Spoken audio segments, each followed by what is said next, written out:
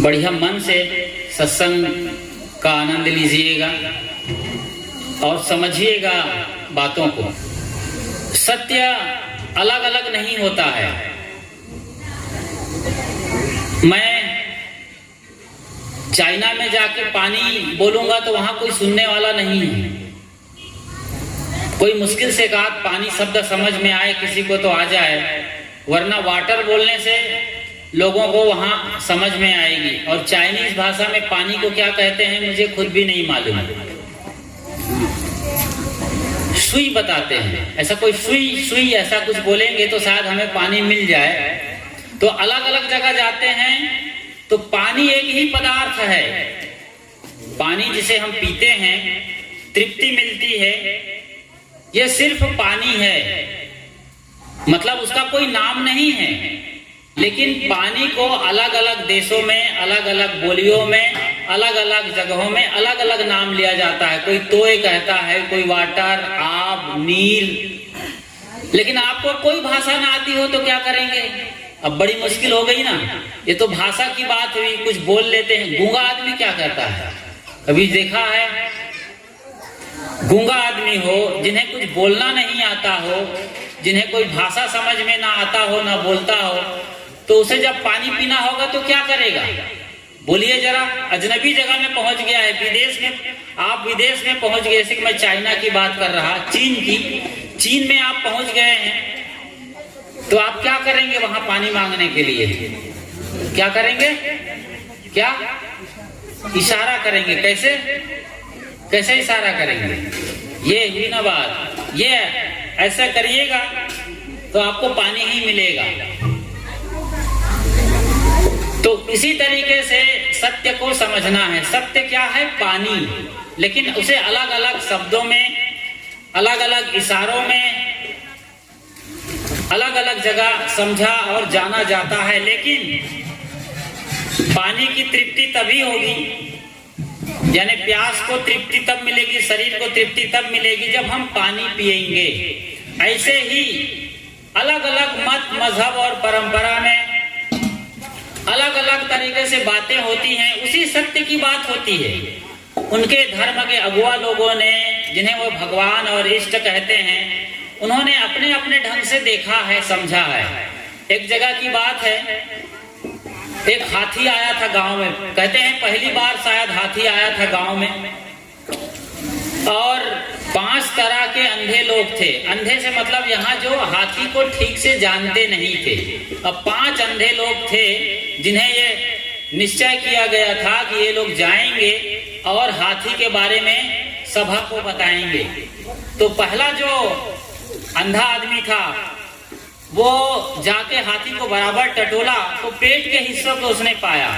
चादर और दीवाल के जरिए हाथी को सभा को बताया। एक दूसरा अंधा गया, उसने उसके पैर को छुआ। वो पैर के पास जा पाया और पैर को बराबर छू करके बताया कि हाथी खंबे जैसा है। कोई पूंछ जैसा बोल रहा था। जिसने कान को छुआ वो बोला कि ये तो सूप जैसा है। अब देखिए, हाथी एक ही तरीके से वहां पर खड़ा हुआ है। हाथी का शरीर आंख वाला सब देख रहे हैं, लेकिन अंधों की अपनी अपनी व्याख्या है। अंधे से मतलब जो जितना समझ पाते हैं, सीधा सीधा समझना। अंधा कहना किसी को अच्छा नहीं लगता। अंधा आदमी को भी आप अंधा नहीं कहेंगे तो बेहतर है आप उन्हें सूरदास कहें, महाराज कहें, तो वो उनको बड़ा प्रिय लगेगा और बात उनके समझ में भी आएगी और आपकी बात को वो सुनना पसंद करेगा। आवाज सही नहीं है आपकी, आवाज को क्लियर करना चाहिए, इसी का आपको पैसा मिलता है। बढ़िया फाइन आवाज दीजिए। तो अंधा आदमी को भी अंधा कहना अच्छी बात नहीं है। तो आप समझ रहे हैं, आंख वाले हैं, हाथी के बाबत सभी बातें आपको समझ में आ रही है कि हाथी कैसा होता है। लेकिन 5 अंधों ने अलग अलग हिस्से का वर्णन किया। ऐसे ही जो सही में आंख वाला होगा और जो इस दुनिया को और इस दुनिया के जो सत्य है, परम सत्य है, उसको वो सही तरीके से बताता है। लेकिन हम चूंकि आधा आधा देखते हैं, इसीलिए सत्य को समझ नहीं पाते हैं। सत्य को समझना बड़ी दुर्लभ घटना है, लेकिन समझने की क्षमता सबके पास है। सत्य समझना सबसे सरल काम है, सत्य को समझना। झूठ को तो आप कई ढंग से समझाते रहते हैं, बल्कि एक झूठ को समझाने के लिए 10 और झूठ बोलने पड़ते हैं। आपने कोई काम सही किया है तो 1000 के बाजार में भी जा करके उसे आराम से बोल सकते हैं। जैसे सदगुरु कबीर साहब कहते हैं, कबीरा खड़ा बाजार में सबकी मांगे खैर, ना काहू से दोस्ती ना काहू से बैर। वो कहते हैं किसी से दोस्ती है ना ही किसी से दुश्मनी है, मेरे लिए सब बराबर हैं, इसलिए 1000 और लाखों की भीड़ में भी मैं सही बात रखता हूं। ऐसे ही जो सच को देखा होगा, सच को जिया होगा, उसे कोई डर नहीं है। लेकिन जो आदमी झूठ के सहारे जी रहा होगा, उसके अंदर कपट है, छल है, झूठ है, तो वो आदमी अपनी पत्नी से भी वो बात नहीं कह सकता है। दूर की तो बात छोड़िए साहब, अपने घर में अपने लोगों के साथ वो आदमी डरा सहमा रहेगा कि ये बात गलत है, मैं कैसे इस बात को अपने घर में बोल दूं। तो ये बात होती है। तो सच को देखने के लिए बड़ा कलेजा चाहिए।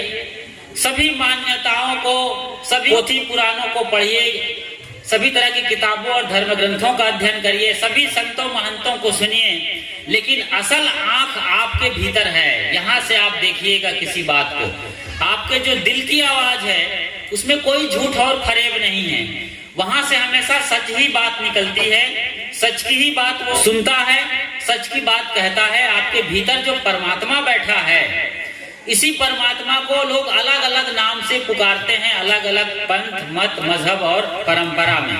तो इसकी बात सुने, दिल की बात सुने, भीतर वाले की बात सुने। यहाँ से कभी आपको नकारात्मक या गलत सजेशन नहीं मिलेगा। जहां से सही सुझाव मिलता है, सही इशारा मिलता है, उसी का नाम आत्मा है। और जो सत्य में जीना लगता है, जो सत्य को जीने लगता है, वही व्यक्तित्व ही परमात्मा कहलाता है। दिल से बातों को सुनना और समझना आपका दायित्व है और आपका अधिकार है। अब कुछ बातें करते हैं जो हमारे कबीर पंथ में है। कबीर साहब ने नहीं बोला है, लेकिन आप मेरी आवाज को मेरे नाम पर भी मत सुनिएगा।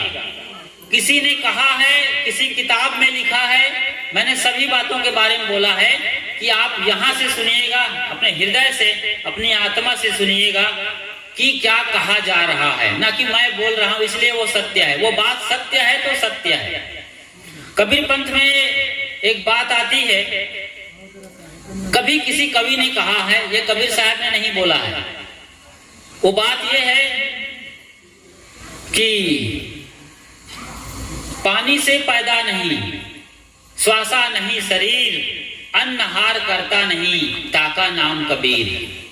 वैसे कबीर शब्द का तो अर्थ होता है महान से महान। यदि आप किसी डिक्शनरी में खोजेंगे तो कबीर का मतलब होता है जो महान से भी महान हो, सर्वोच्च हो, सुप्रीम हो, जो ज्ञान के अंतिम शिखर पर बैठा हुआ है। अब उतनी क्षमता आपके भीतर भी है, ये भी आपको जानना चाहिए। उतनी क्षमता जितना बुद्ध महावीर जिस शिखर को छुए हैं, जिस ज्ञान को उपलब्ध होकर उन्होंने प्रेम और करुणा बांटा है, अहिंसा और भाईचारा को बांटा है, इतनी बड़ी घटना आपके अंदर भी घट सकती है।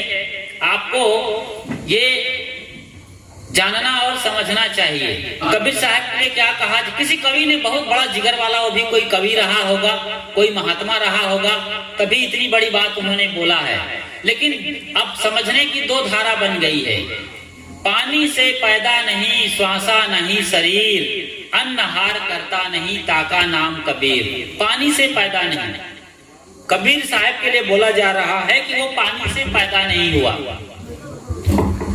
जो भी व्यक्ति पानी से पैदा नहीं होगा